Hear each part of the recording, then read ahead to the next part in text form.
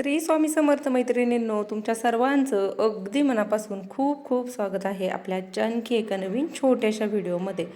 तर मैत्रिणींनो, बघा, आपल्या कपाटामध्ये भरपूर असे कपडे पडलेले असतात की जे कपडे आपण वापरतही नसतो आणि धड टाकूनही देत नसतो. तर त्याच कपड्यांपासून आपण अशा पद्धतीची सुंदर टिकाऊ वस्तू बनवू शकतो, जसं की ही गोधडी.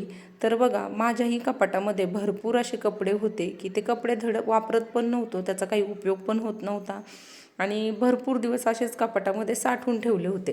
तर म्हटलं, चला त्या कपड्यांपासून आज आपण काहीतरी बनवूया. आणि आता बघा, बाहेर भरपूर थंडी पडलेली आहे आणि ज्यांच्या घरात लहान लहान मुलं आहेत त्यांना अशा पद्धतीच्या गोधड्या भरपूर लागतात.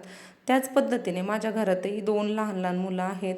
एक माझं छोटं बाळ आहे आणि बाळाला अशा छोट्या छोट्या भरपूर गोधड्या लागतात आणि त्या गोधड्या मी टाकाऊ कपड्यांपासून घरच्या घरी अशा पद्धतीने स्टिच करत असते.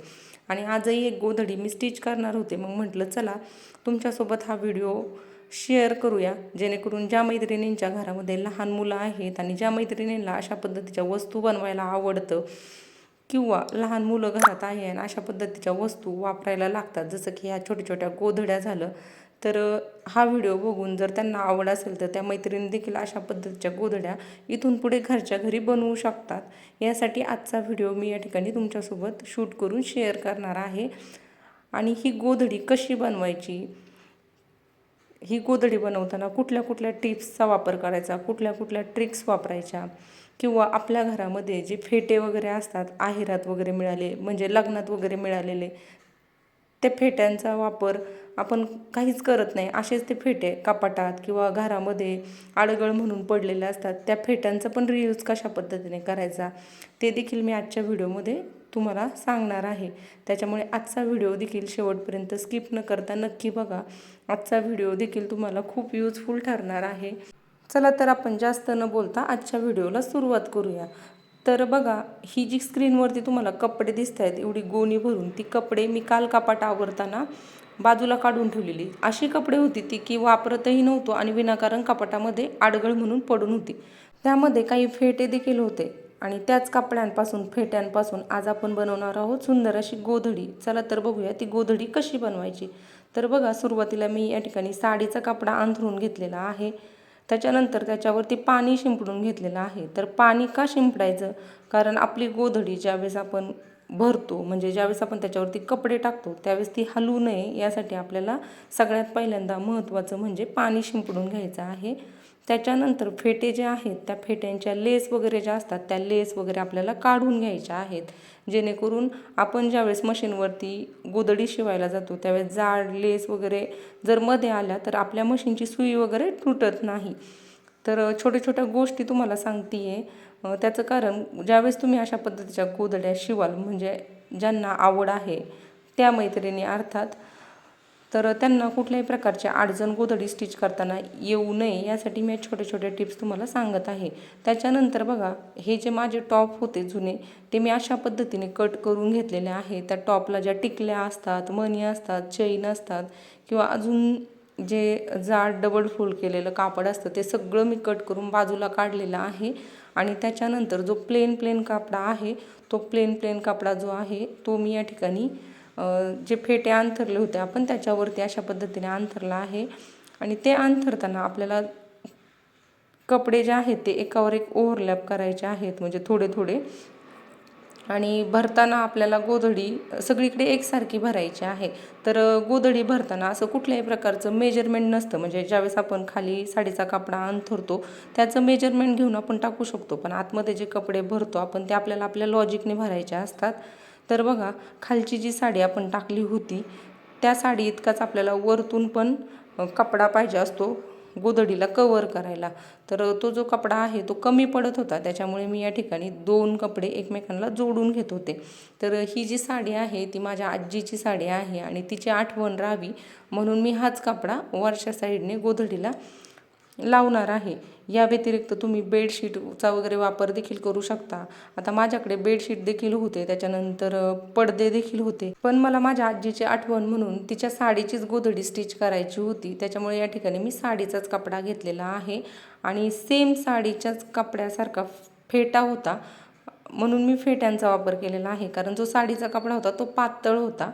त्याच्यामुळे मी या ठिकाणी खालच्या साईडला एक साडीचा तुकडा टाकलेला आहे मोठा, त्याच्यानंतर 2 फेटे त्याच्यावरती टाकलेले आहेत, त्याच्यानंतर मध्ये छोटे छोटे कपडे भरलेले आहेत एकसारखे, आणि त्याच्यानंतर वरतून परत साडीचा एक कपडा टाकलेला आहे, आणि त्याच्यानंतर वरतून 2 साडीचे तुकडे जॉईन करून परत साडीचा तुकडा टाकलेला आहे. तर ज्यांच्या लक्षात आलं नसेल त्यांनी व्हिडिओ परत थोडासा पाठीमागे घेऊन जर बघितला तर नक्कीच लक्षात येईल. तर खूप छोट्या छोट्या गोष्टी सांगते आहे, कारण की ज्या मैत्रिणींना गोधडीबद्दल काहीच माहिती नाही आहे, बेसिक गोष्टीसुद्धा माहिती नाही आहे, त्या मैत्रिणींनासुद्धा अशा पद्धतीची गोधडी स्टिच करता यावी यासाठी. तर बघा, ह्या गोधडीची जी रुंदी आहे मी तुम्हाला मोजून दाखवली, 32 इंच आहे. तर बरेच जण मेजरमेंट विचारत असतात प्रत्येक वस्तूचं, त्याच्यामुळे या ठिकाणी मी मेजरमेंट सांगितलेलं आहे. या ठिकाणी गोधडी न शिवता या गोधडीचं मेजरमेंट आहे 32 इंच, आणि स्टिचिंग करून ते थोडंसं कमी होणार आहे, आणि लांबीला मी डबल घेतलेला आहे, रुंदीच्या डबल. तर बघा, गोधडीची जी लांबी रुंदी आहे ती तुम्ही तुमच्या आवडीप्रमाणे ठरवू शकता. तुम्हाला किती लांब गोधडी पाहिजे, किती रुंद गोधडी पाहिजे, त्यानुसार तुम्ही गोधडी स्टिच करू शकता. गोधडी स्टिच करण्याची प्रोसेस हीच आहे, फक्त आपल्याला साडीची लांबी रुंदी जी आहे ती आपल्या आवडीप्रमाणे घ्यायची आहे. या ठिकाणी मी बाळासाठी गोधडी स्टिच करत होते, त्याच्यामुळे मी या ठिकाणी लांबी रुंदी जी आहे ती कमी घेतलेली आहे. आणि दुसरं कारण म्हणजे लहान बाळाला बघून मी गोधडी स्टिच करत होते, त्याच्यामुळे जर मोठी गोधडी स्टिच करायला घेतली असती तर बाळाने मध्येच स्टिच करून दिली नसती, रडलं वगैरे असतं तर माझी गोधडी तशीच राहिली असते स्टिच करायची. त्याच्यामुळे या ठिकाणी मी थोडीशी छोटीच गोधडी स्टिच करायला घेतलेली आहे. तर बघा, त्याच्यानंतर आपल्याला धागा घ्यायचा आहे, आणि 4-5 सुया घ्यायच्या आहे, आणि 4-5 सुयांमध्ये धागा आपल्याला ॲट अ टाईम ओवून घ्यायचा आहे. आणि त्याच्यानंतर आपल्याला अशा पद्धतीने आडव्या उभ्या लांब लांब अंतरावरती गोधडीच्या दोऱ्याने टाके घालून घ्यायचे आहेत. तर तुम्ही आडवे देखील घालू शकता किंवा उभे देखील घालू शकता. सुरुवातीला मी आडवी गोधडी शिवणार आहे, त्याच्यामुळे मी या ठिकाणी आडवे घातलेले आहेत. आणि उभी जर गोधडी तुम्ही सुरुवातीला स्टिच करणार असाल तर तुम्ही उभे टाके घाला. तसं तुम्हाला पुढे व्हिडिओमध्ये मी परत एकदा सांगेलच, उभे टाके का घालायचे, आडवे टाके का घालायचे ते. तर बघा, अशा पद्धतीने आपल्याला एक एक वीत अंतर 2 टाक्यांच्या म्हणजे 2 टिपा ज्या मारलेल्या आहेत हाताच्या साह्याने आपण त्याच्यामध्ये ठेवायचं आहे. आणि अशी गोधडी पूर्णपणे आपल्याला हाताच्या साह्याने एक कच्ची शिवून घ्यायची आहे. तर ती का, कारण आपण आतमध्ये जे छोटे छोटे कपडे भरलेले आहेत ते कपडे मशीनवरती गोधडी शिवताना इकडे तिकडे सरकू नये यासाठी आपल्याला हाताच्या साह्याने अशा पद्धतीने टाके देऊन घ्यायचे आहेत. त्याच्यानंतर आपल्याला मी व्हिडिओमध्ये दाखवलं त्या पद्धतीने गोधडी रोल करून घ्यायची आहे, जेणेकरून आतले कपडे जे आहेत ते गोळा होत नाही, पहिलं कारण. आणि दुसरं कारण म्हणजे मशीनवरती आपल्याला व्यवस्थितरित्या गोधडी स्टिच करता येते. तर बघा, 2 टिपांमधलं अंतर आपल्याला 2 इंच इतकं घ्यायचं आहे, किंवा तुम्ही 2.5 इंच इतकं देखील घेऊ शकता. पण 2 इंच अंतराचे जे बॉक्स असतात 2x2चे ते दिसायला छान वाटतात. जशी आपण रेडीमेड रजई मार्केटमधून खरेदी करतो त्या पद्धतीचीच अगदी गोधडी आपली घरच्या घरी बनवून होते. यासाठी मी 2 इंचाचेच बॉक्स बनवत असते. तुम्हाला जर कमीत कमी वेळेत गोधडी बनवायची असेल तर तुम्ही त्याच्यापेक्षा जास्त अंतर वाढवू शकता, जेणेकरून टिपा तुम्हाला थोड्याशा कमी मारायला लागतील आणि तुमची गोधडी पटकन स्टिच करून होईल. पण पटकन गोधडी स्टिच करण्यापेक्षा थोडासा वेळ गेला तरी चालेल, पण बनवून होणारी जी वस्तू असते किंवा जी बनवून होणारी गोधडी असते ती आपली व्यवस्थित बनवून होण्यासाठी थोडंसं त्या वस्तूवरती किंवा त्या गोधडीवरती आपण मेहनत घेणंही तितकं गरजेचं असतं.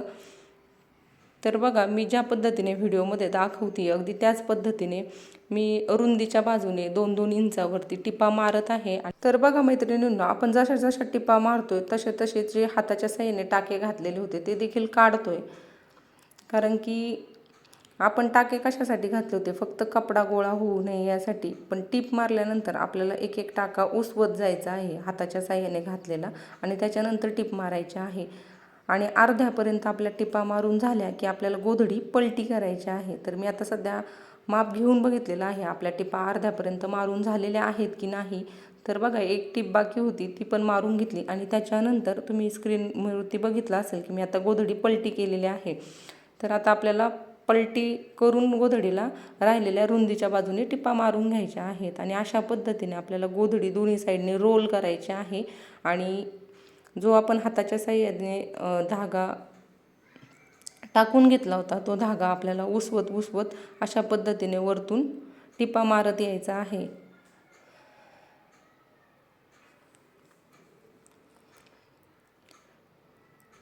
तर बघा अशा पद्धतीने जर आपण गोधडी स्टिच केली तर आपली गोधडी अजिबात गोळा होत नाही, एकदम व्यवस्थित बनवून तयार होते. आत्ता समोर जरी तुम्हाला गोधडीला अजिबात फिनिशिंग दिसत नसली तरी देखील ज्यावेळेस आपली गोधडी पूर्ण बनवून तयार होईल त्याच्यानंतर खूप दिसायला सुंदर, ॲट्रॅक्टिव्ह आणि आकर्षक बनवून तयार होणार आहे. फक्त ही गोधडी बनवण्यासाठी वेळ भरपूर लागतो आणि हाताच्या साह्याने देखील पूर्वी गोधड्या वगैरे शिवायचे, पण आत्ता तितका वेळ नाही आहे लहान मुलांमुळे. माझं बाळ पण 1.5 वर्षाचं आहे आणि तिला बघत बघत ह्या सगळ्या आवडीनिवडी मी जपत असते, माझे छंद जोपासत असते. त्याच्यामुळे मला आधी तिचं रुटीन प्रॉपर सांभाळायला लागतं, तिला ह्या सगळ्या गोष्टींमुळे कुठली इजा होणार नाही याची काळजी घ्यायला लागते आणि त्याच्यानंतरच मला माझे आवडीनिवडी छंद जोपासावे लागतात, जसं की मी प्रत्येक व्हिडिओमध्ये सांगत असते. तर बघा आडव्या साईडने आपल्या बोलता बोलता टिपा मारून झालेल्या आहेत. त्याच्यानंतर आता या ठिकाणी आपल्याला उभ्या बाजूने टिपा मारायच्या आहे. टिपा मारताना सुरुवातीपासून अगदी कट टू कट टिपा मारायला घ्यायच्या आहेत. आणि तर बघा उभ्या ज्यावेळेस आपण टिपा मारतो त्यावेळेस देखील आपल्याला 2 टिपेंमधलं अंतर जे आहे ते 2 इंचा इतकं घ्यायचं आहे. आणि तुम्हाला जर 2 इंचा इतकं अंतर नसेल घ्यायचं तर तुम्ही जास्त देखील घेऊ शकता, जेणेकरून तुमची गोधडी जास्त पटकन स्टिच करून होईल.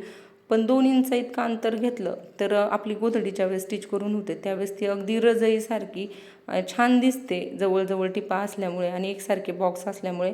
तर या ठिकाणी मी अंदाजेच 2-2 इंचावरती टिपा मारत आहे. तुम्हाला जर अंदाजे टिपा मारणं डिफिकल्ट जात असेल तर तुम्ही आधी टेपच्या साह्याने 2-2 इंचावरती मार्किंग करून घेऊ शकता आणि त्याच्यानंतर टिपा मारू शकता. तर या ठिकाणी बघा मी अंदाजेच टिपा मारलेल्या आहे, तरी देखील आपले बॉक्स जे आहेत ते एकसारखे बनवून तयार झालेले आहेत.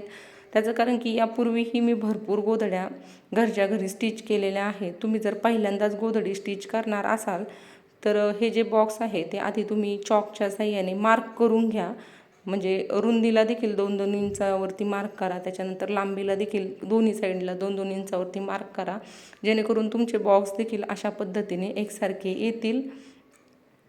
तर आजचा जो हा गोधडीचा व्हिडिओ मी तुमच्यासोबत शेअर करत आहे याच्यामध्ये भरपूर बेसिक गोष्टी सांगत आहे. त्याचं कारण की ज्या मैत्रिणींना गोधड्या स्टिच करता येतात त्यांच्यासाठी मी आजचा व्हिडिओ शेअर करत नाही आहे, त्यांनी तो व्हिडिओ इग्नोर करा. पण या उलट ज्या मैत्रिणींना गोधडीबद्दल काहीही माहिती नाही आहे, बेसिक काहीही नॉलेज नाही आहे आणि त्यांना गोधडी शिवायला शिकायचं आहे, त्या मैत्रिणींसाठी मी आजचा व्हिडिओ या ठिकाणी शेअर करत आहे.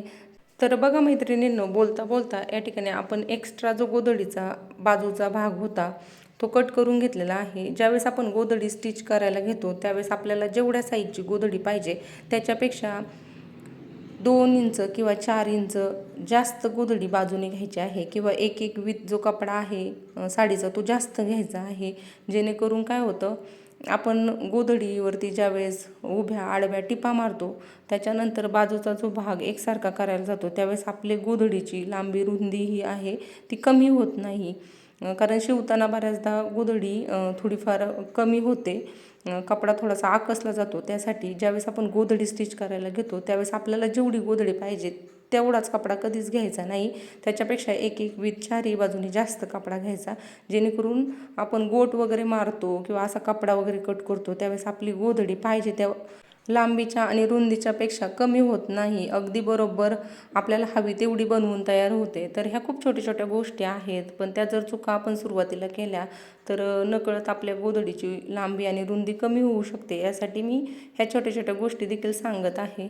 तर बघा या ठिकाणी बोलता बोलता एक्स्ट्राचा जो कपडा होता गोधडीचा तो कट करून झालेला आहे आणि त्याच्यानंतर आपल्याला गोट मारायचा आहे बाजूने. तर बघा ज्यावेळेस आपण शाळेत होतो त्यावेळेस आपण काय करायचो, एखादं ड्रॉइंग केलं की त्या ड्रॉइंगला बॉर्डर करायचो आणि बॉर्डर केल्यानंतर आपलं ड्रॉइंग जे आहे ते उठून दिसायचं.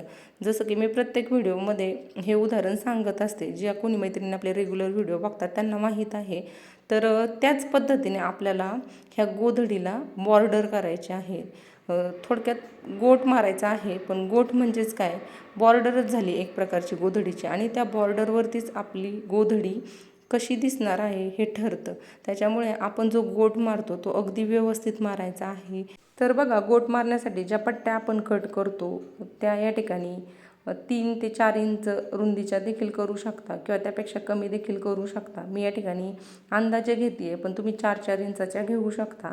आणि त्या पट्ट्या एकदम सरळ कट करून व्हाव्यात यासाठी आपल्याला कपडा जो आहे आधी मी व्हिडिओमध्ये दाखवला त्या पद्धतीने आपल्याला रोल करून घ्यायचा आहे, थोडक्यात फोल्ड करून घ्यायचा आहे. आणि त्याच्यानंतर सिंपल आपल्याला थोडं 4-4 बोटं अंतर सोडून कट करून घ्यायचा आहे. आणि पट्ट्या उलगडून पण मी तुम्हाला दाखवलेल्या आहेत आणि पुढे देखील दाखवते. तर बघा अशा पद्धतीने जर आपण गोटसाठी पट्ट्या कट केल्या तर आपली पट्टी अजिबात वाकडी तिकडी कट होत नाही, एकदम सरळ कट होते. तर बघू शकता आत्ता जो कपडा आपण गोटसाठी कट केलेला तो किती व्यवस्थित आणि सरळ कट करून झालेला आहे. तर बघा या ठिकाणी रुंदीला मी सुरुवातीला गोट मारून घेत आहे, म्हणजे गोधडीची रुंदीची जी बाजू आहे तिकडून या ठिकाणी मी गोट मारत आहे. तर त्या ठिकाणी पट्टीला जॉईंट द्यायची गरज नव्हती, त्याच्यामुळे मी डायरेक्टली एक पट्टी घेतलेली आहे. ती सुरुवातीला उलट्या बाजूने अर्धा इंच अंतर सोडून जोडून घेतलेली आहे. त्याच्यानंतर डबल फोल्ड करून दुसऱ्या बाजूने पाव इंच आतमध्ये फोल्ड करून अशा पद्धतीने टिप मारलेली आहे. तर पुढे देखील मी दाखवणार आहे गोट कशा पद्धतीने मारायचा. ज्या मैत्रिणींना आत्ता सांगितलेलं लक्षात आलं नसेल त्या मैत्रिणींसाठी. तर बघा संपूर्ण गोट मारतानाचा व्हिडिओ मी तुमच्यासोबत पुढे देखील शेअर करणार आहे. तुम्ही व्हिडिओमध्ये बघून अशा पद्धतीचा गोट मारू शकता. काही मैत्रिणींना अशा पद्धतीचा गोट मारताही येत असेल त्या मैत्रिणींनी थोडंसं इग्नोर करा. पण ज्या मैत्रिणींना अशा पद्धतीची पायपिंग किंवा अशा पद्धतीचा गोट मारता येत नाही आहे त्यांच्यासाठी हा व्हिडिओ खूप युजफुल ठरणार आहे. तर बघा गोधडी आपण कितीही सुंदर शिवली तरी गोट आपण कसा मारतो याच्यावरती आपल्या गोधडीची फिनिशिंग, त्यानंतर आपली गोधडी कशी दिसणार आहे हे सगळं ठरतं. त्याच्यामुळे गोट हा खूप महत्त्वाचा आहे बाकी सगळ्या गोष्टींपेक्षा. तर बघा अशा पद्धतीने आपण रुंदीच्या दुसऱ्या बाजूला देखील गोट मारून घेतलेला आहे. त्याच्यानंतर आपल्याला गोधडीच्या लांबीच्या दोन्ही बाजूला गोट मारून घ्यायचा आहे. तर या ठिकाणी मी प्लेन ब्लॅक कलरचा कपडा घेत आहे आणि आता आपल्याला थोडासा जास्त कपडा लागणार आहे लांबीला, त्याच्यामुळे या ठिकाणी मी 2 पट्ट्या एकमेकांना जोडून घेतलेल्या आहे. त्याच्यानंतर वरतून आपण अशा पद्धतीने टॉप स्टिच देऊन घेतलेले आहे. तर बघा ज्यावेळेस आपण गोधडीला गोट मारत असतो त्यावेळेस आपल्याला सेम गोधडीच्या कलरचा कपडा घ्यायचा नाही, कारण की तो अजिबात उठून दिसत नाही, सेम दिसतो. त्याच्यामुळे आपल्याला त्याला थोडंसा अपोजिट कॉम्बिनेशनचा कपडा घ्यायचा आहे. तर या ठिकाणी ऑरेंजला ब्लॅक कलर देखील छान दिसतो, त्याच्यानंतर ग्रीन कलर देखील छान दिसतो. तर अशा पद्धतीने अपोजिट कलर कॉम्बिनेशनचा कपडा घ्यायचा आहे, जेणेकरून आपली जी गोधडी बनवून तयार होते ती खूप सुंदर, युनिक आणि आकर्षक अशी बनवून तयार होते. आणि बघा आपण स्वतःच्या हाताने ज्यावेळेस अशा गोधड्या बनवतो आणि त्या आपल्या लहान मुलांसाठी वापरतो त्यावेळेस होणारा आनंद हा खरंच खूप वेगळा असतो. तर मला तरी खूप छान वाटतं माझ्या स्वतःच्या हाताने बनवलेल्या वस्तू माझ्या घरासाठी वापरायला. त्याच्यानंतर अशा पद्धतीच्या ज्या गोधड्या असतात त्या स्वतःच्या हाताने बनवून आपल्या मुलांसाठी वापरायला. स्वतः बनवलेल्या वस्तूंचा आनंद हा खरंच खूप वेगळा असतो, तो शब्दात सांगणं खूप कठीण आहे. तर प्रत्येकाचंच मत माझ्या मताशी सहमत असेल असं नाही, पण ज्या गोष्टी मला वाटतात त्या गोष्टी मी तुमच्यासोबत या ठिकाणी शेअर करत आहे. तर बघा या ठिकाणी बोलता बोलता अशा पद्धतीने आपला चारही बाजूने गोट मारून झालेला आहे. तर बघा अशा पद्धतीने आपली सुंदर अशी गोधडी बनवून झालेली आहे. तर ह्या गोधडीची लांबी रुंदी तुम्ही तुमच्या आवडीप्रमाणे कमी जास्त करू शकता.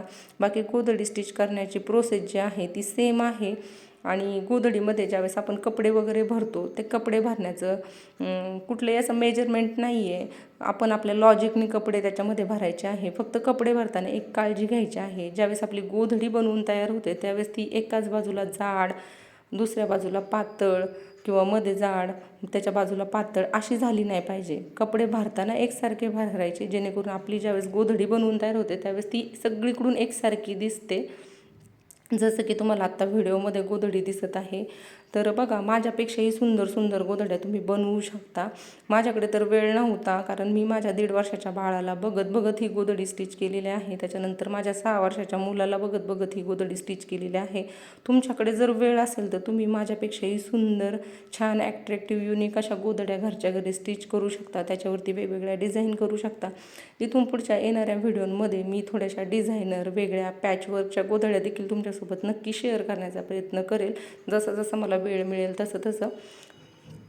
तर बघा अशा पद्धतीने आपली सुंदर अशी गोधडी बनवून झालेली आहे. आणि आपल्या घरामध्ये बऱ्याचदा असे कपडे पडलेले असतात, लहान मुलांचे कपडे की जे मुलांना येत नसतात आणि ते तरी देखील आपण बऱ्याचदा जपून ठेवलेले असतात.